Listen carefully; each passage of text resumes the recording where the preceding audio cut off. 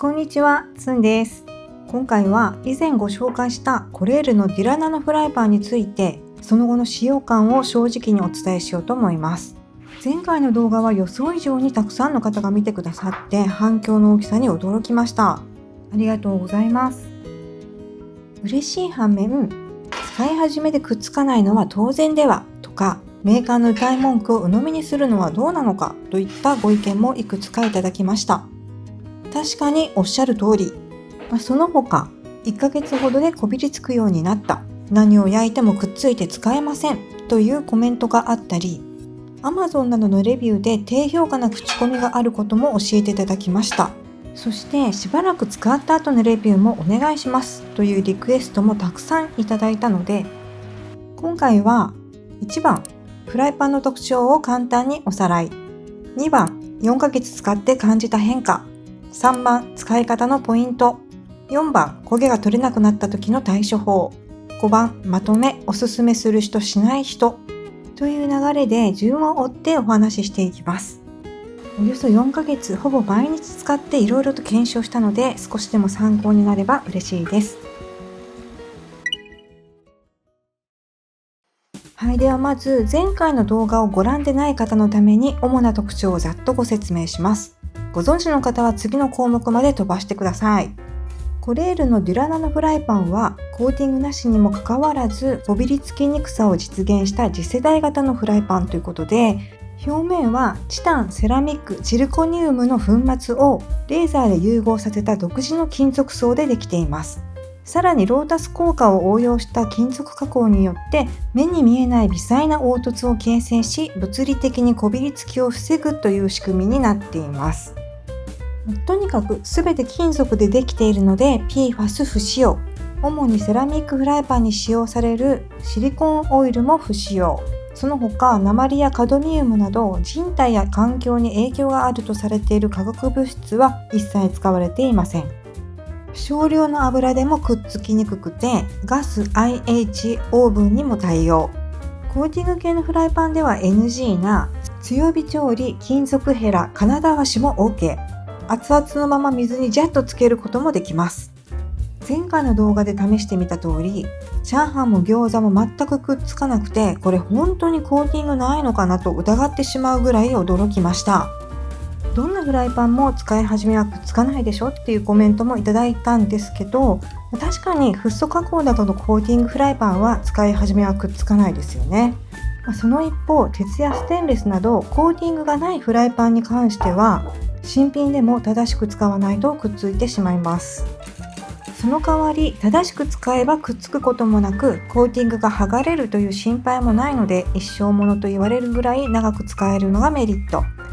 私自身コーティングがないフライパンで使い始めからこんなにスルスルと滑るような使用感は初めてだったので、これは今までにない新しいフライパンかもと思って動画にしてご紹介させていただいたというわけです。私の説明が下手なせいでコレールがコーティング系のフライパンだと勘違いさせてしまったのかなと反省しました。すいません。はい、そしてコレールフライパンのお手入れ方法は、汚れが蓄積するとロータス効果が薄れるということで、とにかくよく洗うこと。普段は食器用洗剤とスポンジやたわしで、頑固なこびりつきには金だわしも OK。 加えて定期的なオイルクリーニングが推奨されています。詳しいやり方は後ほどご紹介しますが、月1ぐらいのペースがおすすめということでした。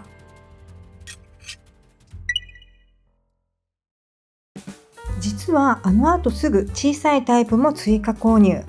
そしておよそ4ヶ月毎日のように使いました。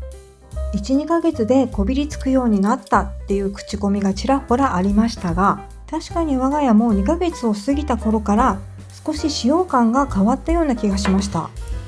例えば前回の動画で餃子を焼いた時は何の引っかかりもなくスルスルと滑るように焼けていたんですけど、同じ餃子を用意して同じように焼いてみたところ、ひどく焦げついて取れないっていうわけじゃないんですけど、以前に比べるとちょっと引っかかる感じです。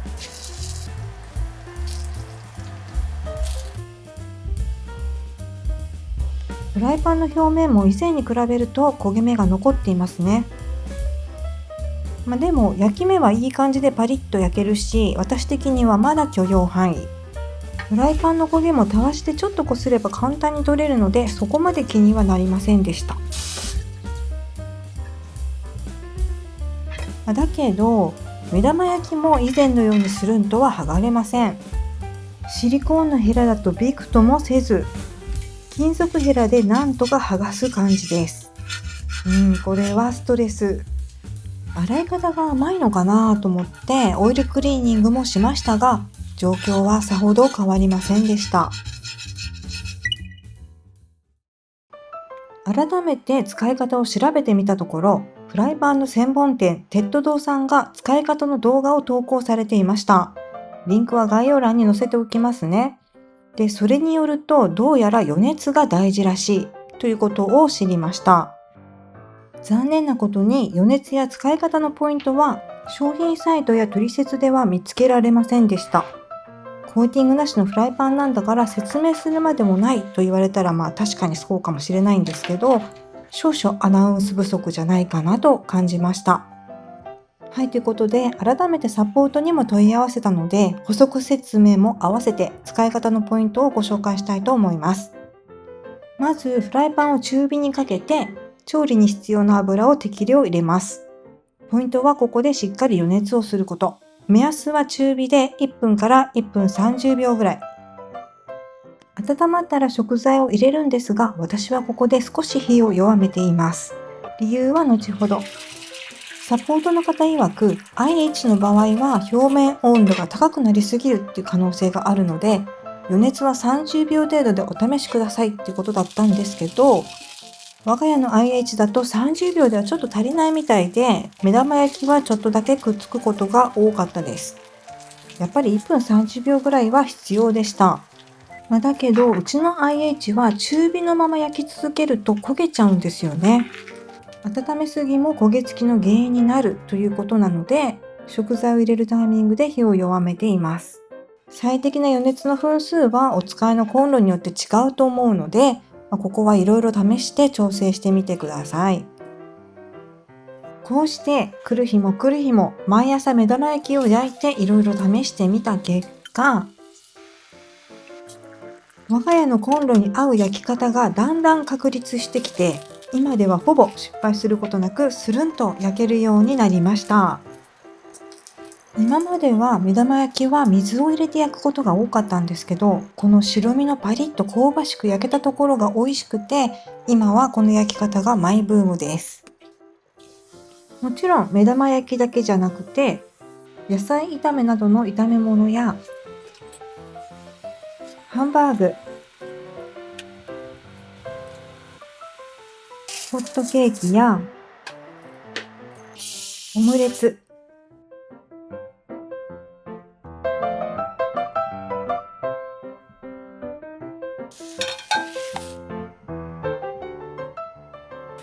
そしてくっつきやすいチャーハンもパラパラに仕上がる上にほぼくっつくことなく使えるようになりました。ただ生餃子だけはちょっとくっついちゃうんですよね。シリコンのヘラだと取れないので、生餃子の時だけは金属ヘラを使っています。こんな感じでちょっとくっついちゃうんですけど、金属ヘラを使えば剥がれるし、皮がボロボロになる最悪の状態というわけではなく、仕上がりは皮もパリッと焼き目も綺麗に焼けています。そういえば取説には取っ手が熱くなると書いてありましたが、この4ヶ月間素手で触れないほど熱くなったことは一度もありませんでした。コレールのフライパンは真ん中にアルミを挟んでいるからか、体感的に熱伝導率はかなりいいなと感じています。火加減のコツをつかむ前、うっかり焦がしてしまったことが何度かあって、多分高温になりすぎたからだと思うんですけど、気がつけば2つのフライパン両方に芯のような汚れがついてしまい、これがお湯につけて沸かしてもオイルクリーニングをしても取れなくなってしまったことがありました。いよいよ交換かと思ってサポートに問い合わせたところ、落とす方法を教えてもらったので共有します。はい、まずフライパンに4分の1程度のお水を入れます。で、中火にかけて沸騰させて5分ぐらい沸騰させたら火を止めます。で、そのまま放置して手で触れる程度の温度、40度から50度くらいって言ってましたね、まで冷まします。で、このぬるま湯に重曹を大さじ2杯から4杯ぐらい入れて30分から2時間ぐらい再び放置。時間になったら水を捨てて亀の子たわしや樹脂たわしで焦げ付き部分をこすります。しかし残念ながら今回の汚れはこれでも落ちませんでした。粘度のある焦げ付きの場合は部分的にメラミンスポンジでこすると取れると思いますとも説明があったので試してみることにしました。ただメラミンスポンジって傷がつくんじゃないのかなとちょっと不安になったので訪ねてみたところ、ご使用されていると目に見えない細かい傷はつきますが、深い傷がない限りこびりつきやすくなることはございません。細かい傷がついていてもご使用に問題はございません。人体に害を及ぼすことはない商品になっておりますということでした。ちなみにクレンザーは凹凸の中に入り込む恐れがあるっていうことで NG だそうです。はい、こうしてメラミンスポンジでこすったら無事にきれいに落とすことができました。で、お湯と重曹のステップなしでも落ちるんじゃないかなと思って、もう一つの方はいきなりメラミンスポンジでこすってみました。結果重曹とお湯のステップがなくても十分落ちたんですけど、やっぱり重曹を使った方が汚れ落ちは早かった気がします。で、今回サポートには何度も質問してしまったんですが、その都度対応も早くてとても丁寧でした。返答にはもし落ちなければ再度ご連絡くださいとも書かれていたんですけど、今回は綺麗に落ちたので良かったです。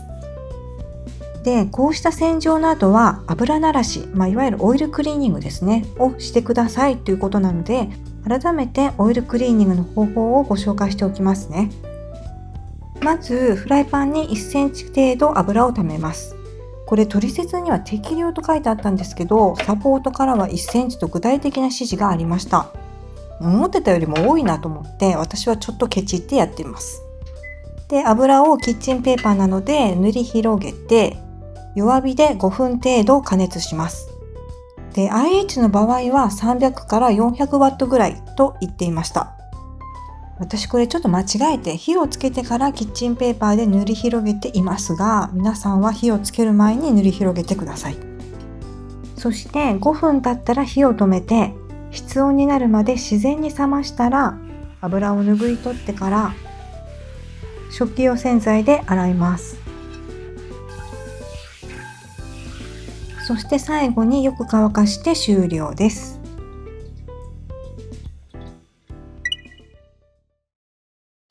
はい。で、私個人的な感想にはなりますが、コレールのフライパンは鉄とコーティングの中間のような感じだなと思いました。やっぱり予熱は必要だったし、定期的なメンテナンスも必要なので、コーティングのフライパンと全く同じように使いたいっていう方にはちょっと向かないかもしれません。一方、鉄を使ってみたいけど、毎回洗剤でしっかり洗いたい、油を塗って収納することに抵抗があるという方には向いてるんじゃないかと思います。ポイントを押さえればくっつかずに使えるし、早く温まるし、洗剤でガシガシ洗えるので、鉄やステンレスよりも気軽に使えて、我が家では一番出番が多くなりました。何よりコーティングがないのでね、焦げついてしまってもリカバリーが可能です。まだ4ヶ月なので先のことは分かりませんが、今のところ鉄やステンレスと同じようにこのまま長く使えるんじゃないかなと思っています。はい、今回も最後までご視聴いただきありがとうございました。少しでも参考になりましたら高評価やチャンネル登録いただけると嬉しいです。それではまた次の動画でお会いしましょう。